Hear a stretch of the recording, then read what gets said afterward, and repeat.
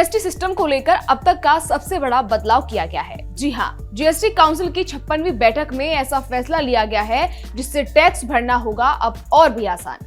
12% और 28% स्लैब खत्म, नया स्ट्रक्चर सिर्फ 5%, 18% और खास चीजों पर 40%। इस बदलाव पर प्रधानमंत्री मोदी ने खुशी जाहिर करते हुए क्या कहा है, आइए जानते हैं।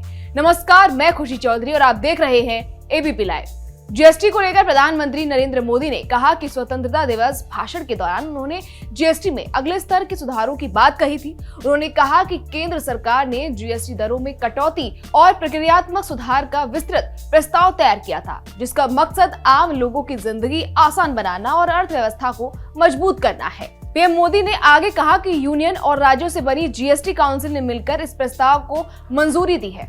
इन सुधारों से किसानों, एमएसएमई, मध्यम वर्ग, महिलाओं और युवाओं को सीधा फायदा मिलेगा। इसके अलावा जीएसटी परिषद की 56वीं बैठक के बाद केंद्रीय वित्त मंत्री निर्मला सीतारमण ने कहा, ये सुधार आम आदमी को ध्यान में रखकर दिए गए हैं। आम आदमी के दैनिक उपयोग की वस्तुओं पर लगने वाले हर टैक्स की कड़ी समीक्षा की गई है और ज्यादातर मामलों में दरों में भारी कमी आई है। श्रम प्रधान उद्योगों को अच्छा समर्थन दिया गया है। किसानों और कृषि क्षेत्र के साथ साथ स्वास्थ्य क्षेत्र को भी लाभ होगा। अर्थव्यवस्था के प्रमुख चालकों को प्रमुखता दी जाएगी। वित्त मंत्री ने आगे कहा, हमने स्लैब कम कर दिए हैं, अब केवल 2 स्लैब होंगे और हम क्षतिपूर्ति उपकर के मुद्दों पर भी विचार कर रहे हैं। इसके साथ ही रक्षा मंत्री राजनाथ सिंह ने ट्वीट कर कहा कि प्रधानमंत्री नरेंद्र मोदी के नेतृत्व में भारत सरकार ने विभिन्न क्षेत्रों में राहत लाने के लिए अगली पीढ़ी के जीएसटी सुधारों की घोषणा की है।